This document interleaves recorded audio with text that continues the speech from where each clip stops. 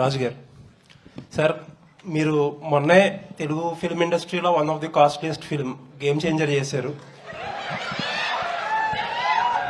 అలాగే ఇప్పుడు ప్రశాంత్ నీల్ గారితో లేకపోతే రకరకాల పెద్ద డైరెక్టర్స్తో చాలా పెద్ద సినిమాలు ప్లాన్ చేస్తున్నారు.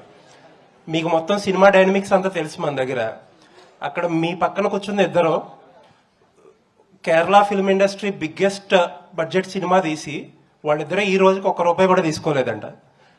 మన ఇండస్ట్రీ ఈ ఎగ్జాంపుల్ నుంచి ఏదైనా నేర్చుకోగలిగింది ఉందంటారా? అంటే ఆల్రెడీ మీకు తెలుసో తెలియదు, రాజమౌళి గారి స్కూల్ అదే కదా. రాజమౌళి గారు is not taking any remuneration, is only profit sharing.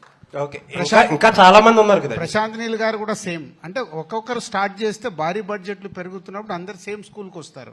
I'm expecting shortly Telugu industry అందరు అదే స్కీమ్ లో ఉంటారు.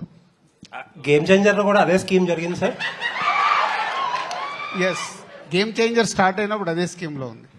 Thank you sir. అంటే రాజు గారు కంటిన్యూ క్వశ్చన్ ఇక్కడ. రాజు గారు అంటే రెమ్యునరేషన్ ఒక్క లూసిఫర్ 2 గురించి మాట్లాడకుండా టాపిక్ Yes, please. Yeah.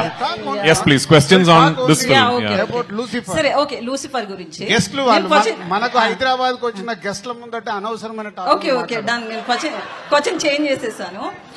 అయితే ఇప్పుడు తెలుగులో పెద్ద బ్యానర్స్ నుంచి మ్యాడ్ కావచ్చు, రాబిన్ హుడ్ కూడా వస్తుంది.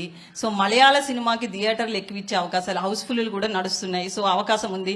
ఒక తెలుగు పర్సన్ గా మీరు మలయాళ సినిమాకి ఎక్కువ స్కోప్ ఇచ్చే అవకాశం అదే మలయాళం. ఇప్పుడు అలా అడిగితే మలయాళం తెలుగు అని సపరేట్ చేస్తారు. ఈ రోజు గ్లోబల్ సినిమా Correct. ఎక్కడ బాగుంటే అక్కడ చూస్తారు.